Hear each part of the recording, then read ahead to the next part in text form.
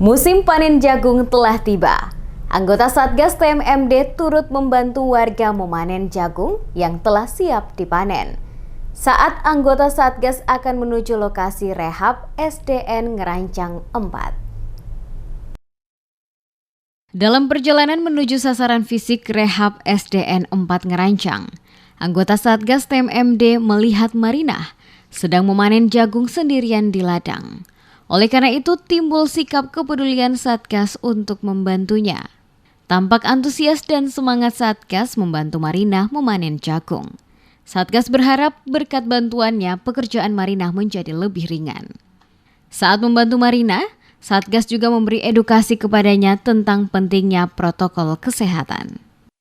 Kami mau kerja ke sana ke SD tapi menemukan Ibu Marinah sudah nggak pakai masker. Kami ke sini memberi edukasi sama Bu Marinah untuk selalu menjaga protokol kesehatan, terus sekalian membantu Ibu manen jagung.